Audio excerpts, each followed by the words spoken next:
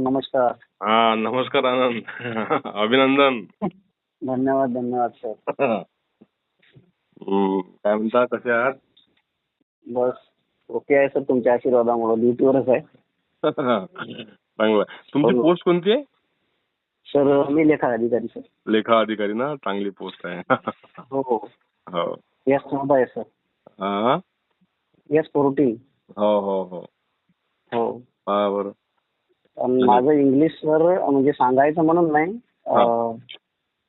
म्हणजे माझं इंग्लिशचा पाया मजबूत करणारे एकमेव शिक्षक म्हणजे आशिष भाकरे. मला आज बी आठवते, कोविडमध्ये आपण युट्यूबवर 10 लेक्चर चालू केले होते. हो पहिल्या लेक्चर पासून मी बघा, आपला ऑफलाईन क्लास चालू होता सर्व. हो हो तेव्हापासून मी तुम्हाला कनेक्ट होतो. तर आपला ऍडव्हान्स इंग्लिश ग्रामर कोर्स हो. तो मी कमीत कमी 8 ते 10 वेळा केला सर. आणि तो मला तुम्ही खूप वेळा एकदम कमी पैशात 300 रुपयात एक्सटेन्शन दिलं होतं सर. बरोबर आहे.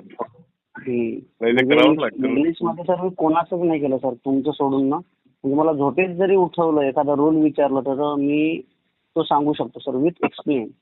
तुमची जी शिकण्याची तडफ होती की नाही, जी जिद्द होती, हा. मला वारंवार फोन करणे, प्रश्न विचारणे, ह्या गोष्टी मला इतक्या चांगल्या वाटल्या. मी म्हटलं नाही, हा पोरगा लागलाच पाहिजे म्हटलं कोणत्या हालतीत. सर योग असा आला, 6 राजीनामे झाले, आता 7वी पोस्ट आहे सर. अरे वा, 7वी पोस्ट ना? हो, 7वी पोस्ट आहे सर.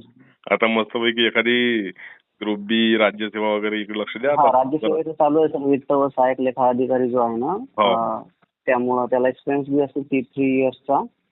मला सर डिपार्टमेंटल एक्झाम देत आहेत सर, आमचे सीओच्या जागा असतात. सो 3 वर्षानंतर डिपार्टमेंटल जागा निघतात सर. 25% जागा राखीव असतात सर. हो, 3 वर्ष झाले म्हणजे निघतो. बरोबर. हो, त्यामुळं पण चालू आहे. पण सर खरंच 2019 मध्ये अशी परिस्थिती होती सर, तलाठी पेपरला 11 मार्क आले होते इंग्लिशमध्ये. आणि 2023-24च्या तलाठीमध्ये सर माझे इंग्लिशमध्ये 23 मार्क होते सर. माझा रॉ स्कोर 86 होता सर. बरोबर. सो माझं बॅड लक, मी रायगडला होतो. लिस्ट खूप हाय गेली, 94 वर गेली. आणि मला सर टोटली 89 झाले होते सर, नॉर्मलाइज होऊन.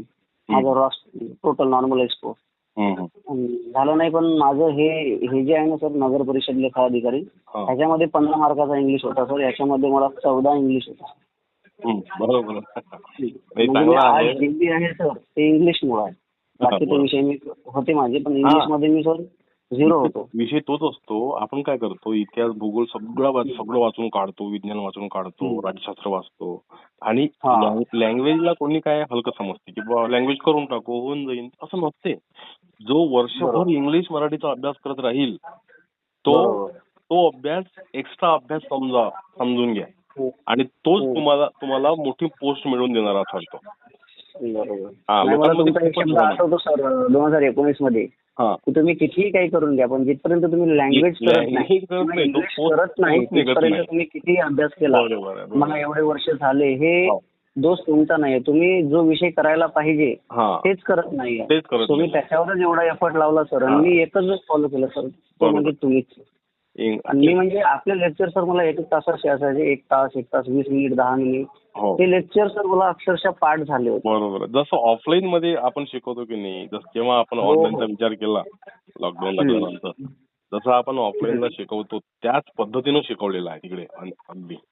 आणि त्याला झाली नाही सर, पण मी ज्या चेअरवर बसलो आहे, जेवढं माझ्या आईवडिलाचा रोल आहे ना सर, तेवढं मला त्या खुर्चीवर नेण्यात तुमचं खूप मोठा वाटा आहे सर. आणि आयुष्यभर तरी काही विसरणार नाहीये सर मी किती मोठ्या तुमच्यासारख्या विद्यार्थ्यांची हे शब्द ऐकून असं वाटतंय की धड भरून पावलं आता. हो, नाही सर, ही वास्तविकता आहे सर.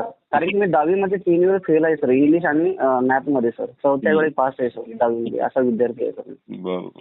हे एवढं काम गेम करून देईन त्यावेळेस सर, तुम्ही जो कोर्स 5-5 हजाराला देत होते ना, मला आठवते तुम्ही मला 1000 रुपयात दिला होता, तो कोर्स दिला होता सर. म्हणजे माझी अडचण पाहू. बरोबर. नाही, त्या कोर्सची फी अजूनही 5,000 रुपये आहे, सगळ्यांना देतो. पण जो एखादा मुलगा खरोखरच जिद्दी दिसतो, आपल्याला वाटतो.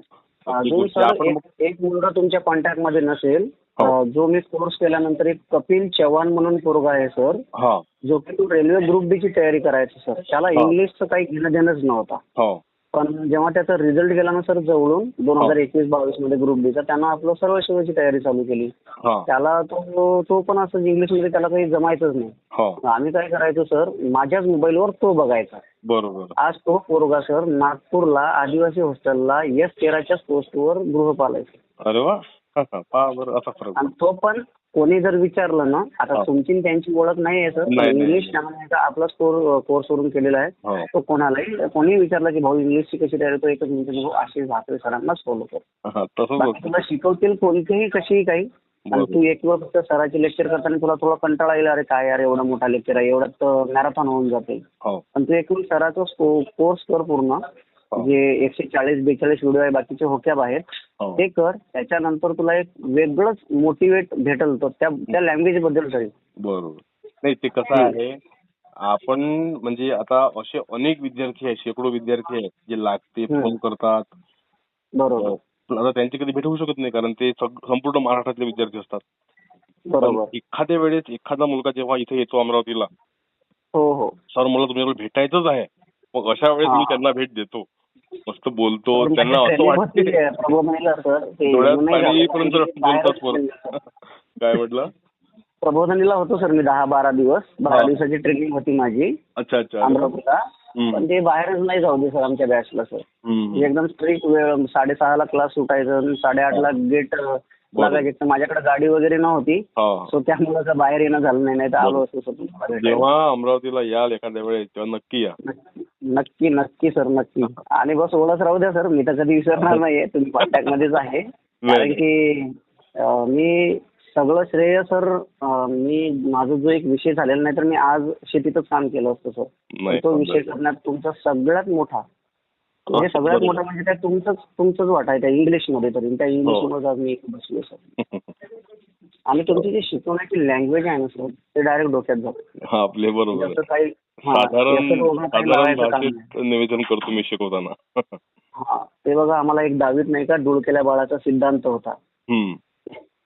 तो आई दूध पाजते तो ओकत राहतो, तरी आई त्याला दूध पाजत असते. म्हणजे एक्झाम्पल एवढं द्यायचं होतं त्यांना की काही ना काही अंशतः तरी याच्या डोक्यात जाईल. तसं आपल्या लेक्चरमध्ये नाही का, जे आपण काल शिकलो ते तुम्ही 15-20 मिनिटं रिव्हिजन किंवा पुढच्या लेक्चरमध्ये जर आलं तर त्या लेक्चरचं त्याच तिथंच रिव्हिजन थोडं. ते कसं होतं सर, त्या एकच वेळ केलं ना कोर्स तर ते डोक्यात फिट बसायचा. बरोबर. एवढं चांगलं म्हणजे हे होतं. आणि त्याला जे तुम्ही डेडिकेट केलं ते कोर्स एवढं सिस्टमॅटिक केला होता, म्हणजे कोणत्या चॅप्टर नंतर कोणता, म्हणजे ते डोक्यात बसलं सर. एक लिंक जोडून, कसं एखादी लिंक जोडून आपण वेबसाईट तयार करतो ना, तसं तो पुरा कोर्स तुम्ही डेडिकेट केलेला आहे सर. आता त्याला पण एक चॅलेंज आहे सर, म्हणजे खूप चांगलं. त्याला रिन्यू करत आलो आहे कोर्सला. अच्छा. नक्कीच सर, आलो ना तर अमरावतीला भेट द्यायला आहे सर. खूप इच्छा आहे मला तुम्हाला भेटायची. नक्की या. आणि तुमची पोस्ट कोणत्या शहरामध्ये? माझी सर नगर परिषद लेखा अधिकारी. नाही, शहर कोणतं? मी वाशिमचा आहे ना सर, आपलं भरपूर वाशिम मंगरुळपीर. हो. नाही, मला चंद्रपूर दिसलं म्हणून म्हटलं मी. लग्न माझं चंद्रपूरला आहे. मी प्रॉपर मंगरुळपीरचा आहे सर, वाशिम मध्ये मंगरुळपीर आहे. हो. ऑफिस नाशिकलाच आहे ना आपलं? नाशिक म्हणतो इथे. चंद्रपूर. नाही, ऑफिस कुठे तुमचं? वाशिमला? नाही, मी प्रॉपर वाशिमचा आहे सर. अच्छा, प्रॉपर वाशिमचे आहात? ड्युटी चंद्रपूरला आहे सर माझी. ड्युटी चंद्रपूरला. अच्छा. तेच म्हणतो, एक काम करतो, जेव्हा केव्हा मी चंद्रपूरला येईल तेव्हा तुम्हाला आवर्जून भेटायला येईल. 13 तारखेला माझ्या मागे आणखी 2 गोष्टी आहेत. अच्छा. चालेल सर, तसंही भेट दिली तरी चालेल, तेवढी संधी द्या आम्हाला. मी तुम्हाला कधीही एखाद्या वेळेस भेट देईल. नक्की. चंद्रपूरला येईल तेव्हा. चालेल. बाकी तब्येत पाणी सर बढ्या ना? मस्त आनंद. ओके. चालेल सर, भेटू सर नक्की सर. ठीक आहे. चंद्रपूरला आवाज लक्षात ठेवेल मी. ठीक आहे, तुम्हाला भेटायचं. नक्की चालतो सर. ठीक आहे. Okay sir, thank you.